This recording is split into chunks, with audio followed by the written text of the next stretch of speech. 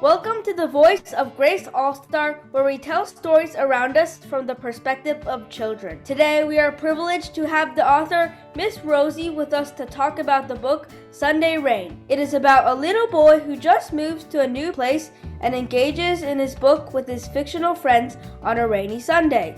Welcome, Ms.Rosie.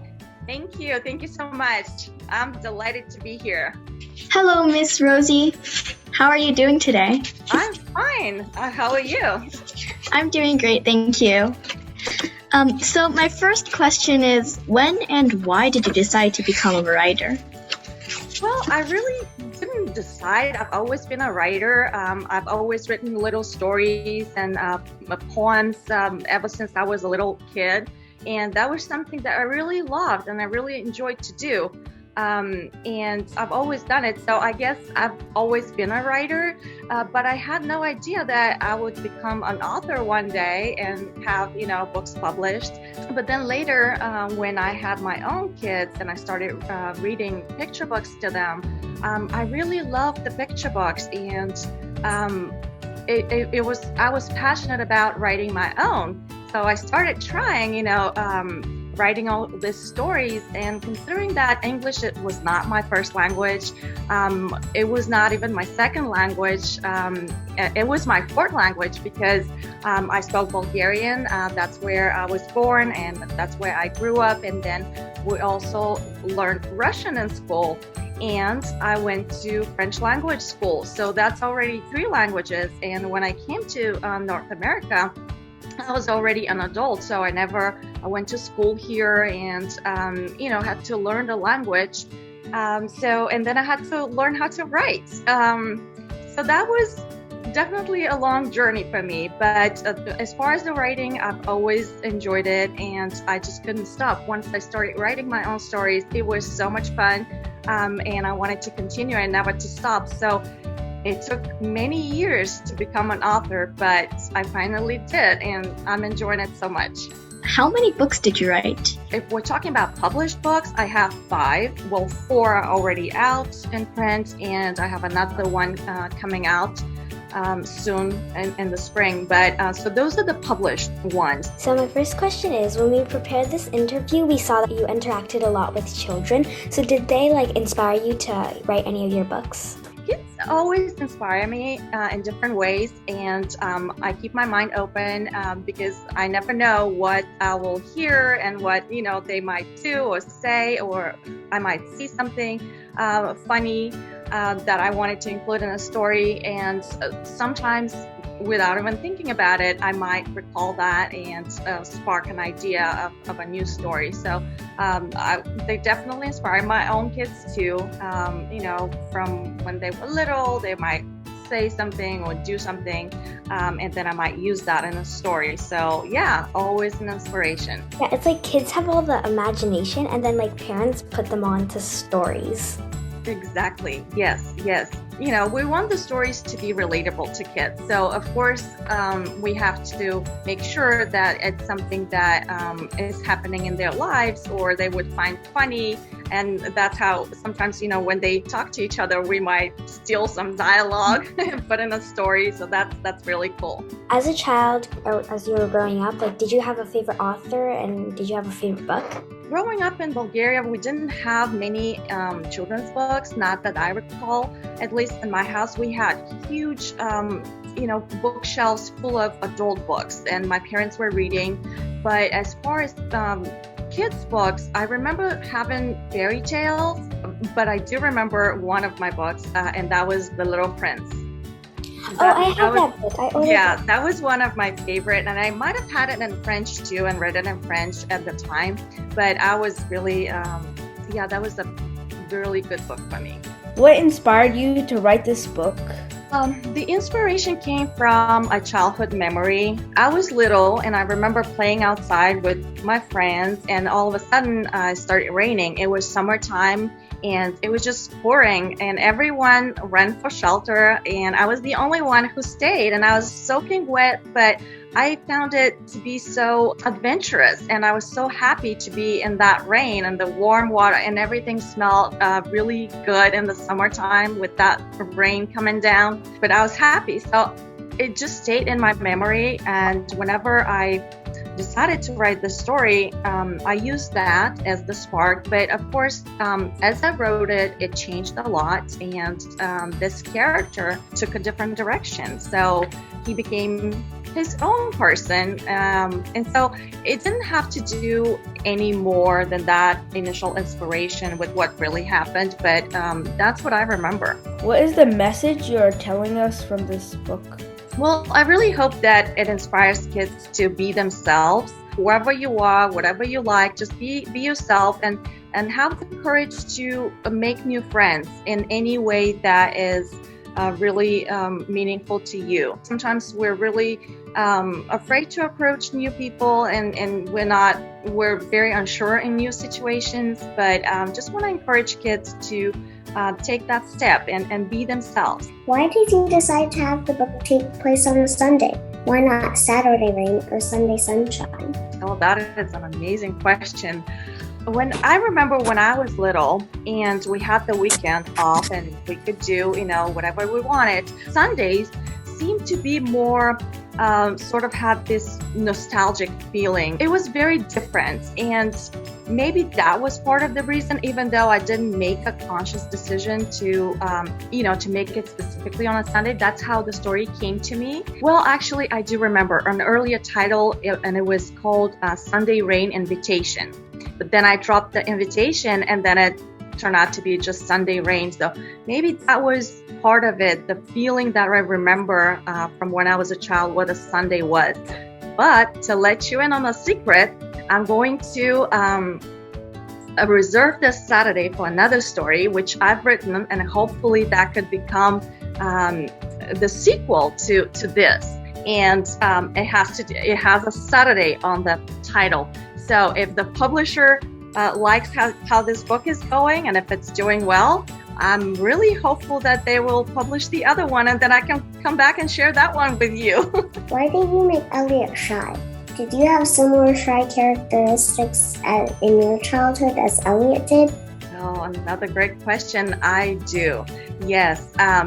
Elliot has a lot. I put a lot of myself in him, in his personality. I was super shy, very introverted, and loved reading and loved being in my room and just daydreaming, all of these things. And I think Elliot is kind of the same way. So that's why he was shy, just like me, and he loved books, and he was unsure how to make new friends at a new place. I really related to him writing this story because I knew how he felt. Hi, Ms.Rosie. How's your Friday going? Oh, it's going great. I'm having this wonderful interview with some really professional journalists. All right. My first question is, in the book, we noticed that you put these certain words in bold. Usually, like on the first page, there's this whoosh or knock. And so I was wondering why you put these words in bold. Well, that was not my decision, actually. The publisher decided to put those words in bold and just to make them special because they're sound words or, onomatopoeia.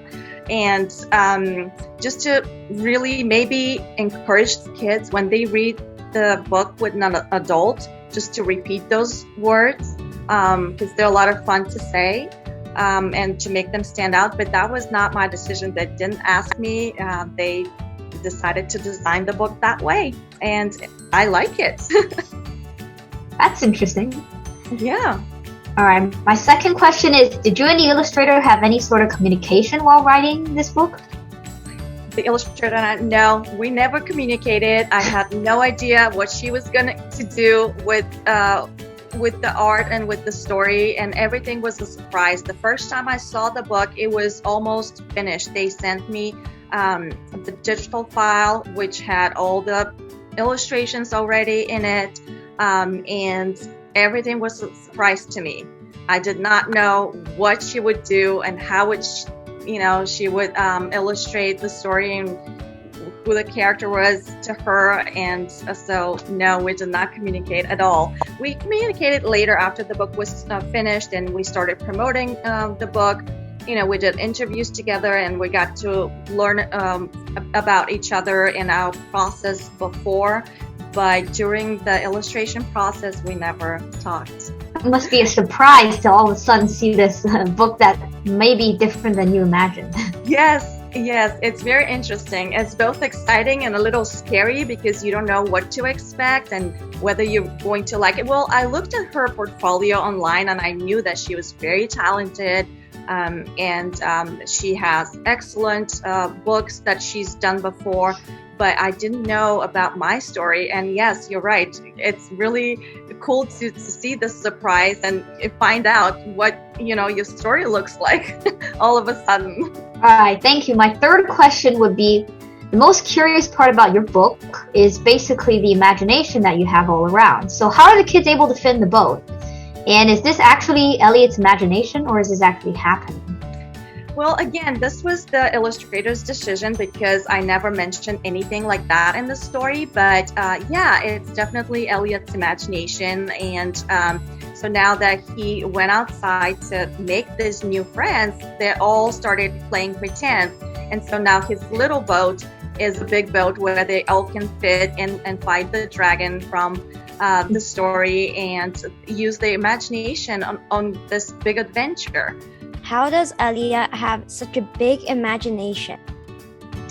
Well, I think all kids have big imaginations. Maybe some use them more because they have this, they're daydreamers. And I used to be one of these kids. And so I think Elliot is a lot like me. I always daydreamed when I was little, always in my thoughts and imagining different worlds, or when I was reading, I'm in that story, I'm on that adventure. So I think that's what happened with him, and that's why he has this big imagination. He's a reader, and readers usually do. You're publishing a new book in spring, and it's called The School of Failure. The title sounds really attractive.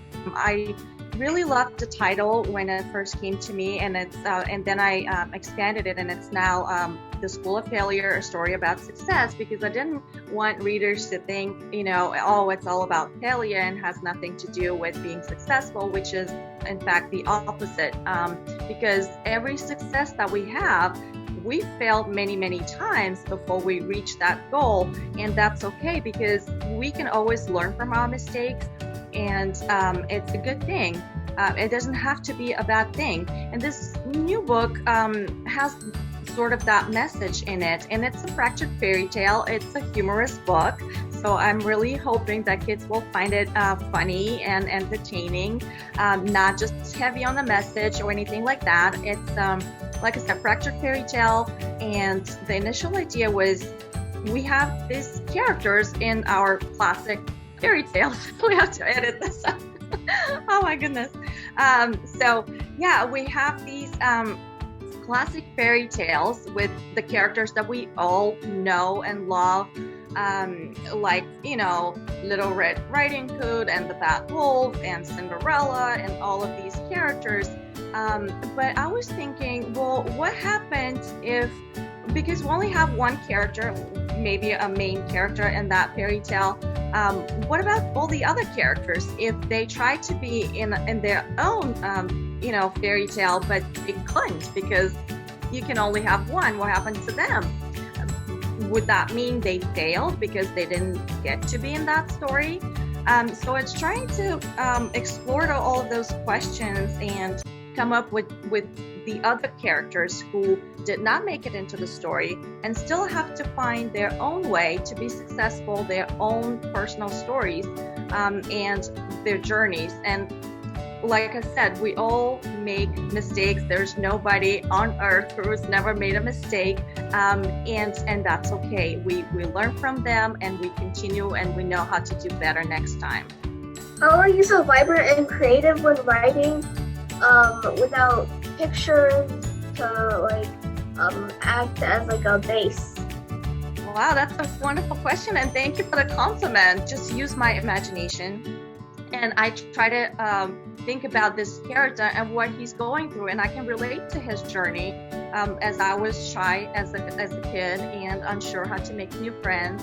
But I love the rain, so I'm always thinking, what is he seeing? What is he smelling? You know, how does he feel in this situation? And then I tried to pick the right words that will express the same emotion and the mood of the every scene and spread. And I just see it in my head. Like the pictures are in my head, they don't have to be on the page. I still see them. I see the whole story my own way, right? So that's how I choose the words that I want the readers to get the same feeling. What tips would you give to young writers that can't come up with ideas for writing? I can think of a story halfway, but I never finished it.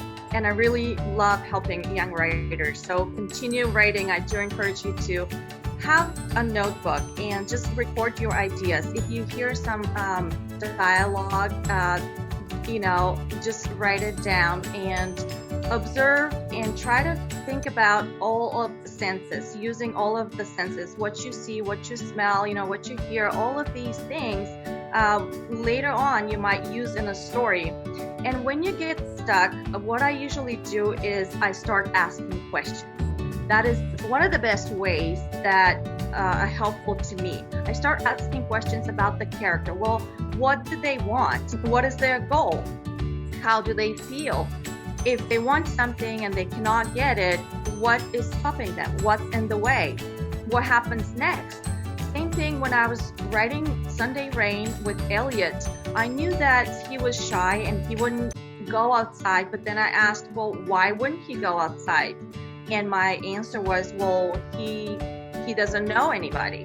Well, why does he not know anybody? Well, he just moved into a new neighborhood. And so little by little, the story developed as I asked questions about him, So I did answer those questions, and that helped me develop the story, especially like you said, in the middle, sometimes we don't know how we want to get to the end, but this might be helpful.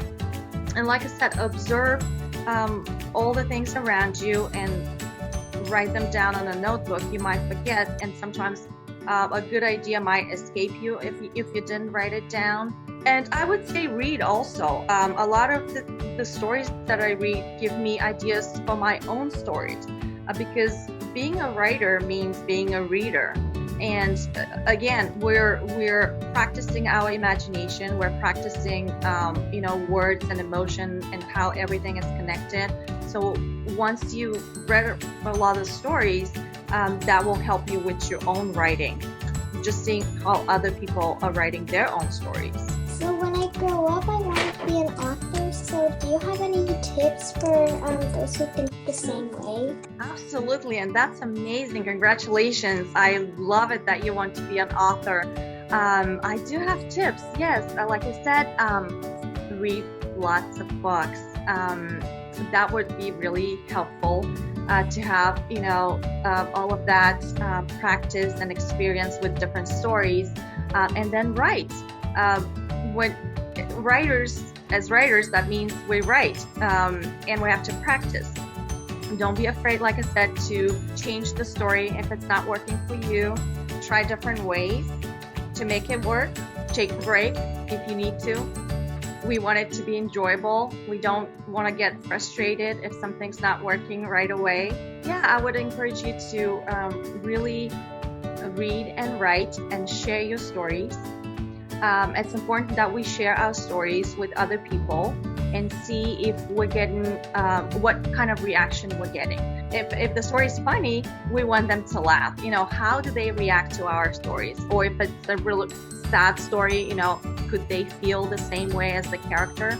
So sharing your stories, reading with, maybe with friends or your parents, grandparents, whoever's around, just sharing the stories and ask them questions about what they liked and how they felt and if they resonated with the character. All of those things are helpful to us, and we always need feedback to revise. So all of these things in combination would be helpful to a writer. And maybe meet other writers. What their journey was, how they handled their writing, and just get to know them. So that's very helpful too. Like when I write a book, I feel like I don't want anybody looking at it because I feel like they're just gonna make fun of it. Oh, I know that's really how we feel. We feel vulnerable sharing our stories, and we're afraid that people might say something bad.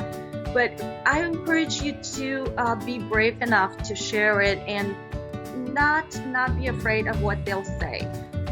It's not meant to hurt our feelings, even though we might take it personally. And sometimes we might get offended, but it's not about us, it's about the story. So if we change our perspective, we're trying to make the story work. It's not about me. Trust me, I do know how it feels, especially when you're writing for me, writing on a different language that I didn't originally speak.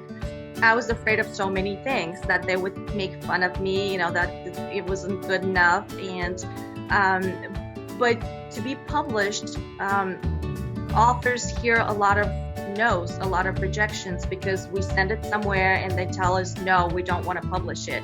And it hurts, but after a while, we know that not every story is going to get published, and not every single person on the planet Earth is going to like our story, and that's okay. People are different and they have different tastes.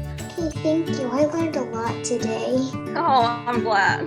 Thank you, everyone. I had a great time talking with y'all, and you had amazing questions. And again, I encourage you to read a lot and write a lot and use your big imaginations in all kinds of situations, and be yourselves, believe in yourselves. Thank you again for having me. Thank you. Appreciate it.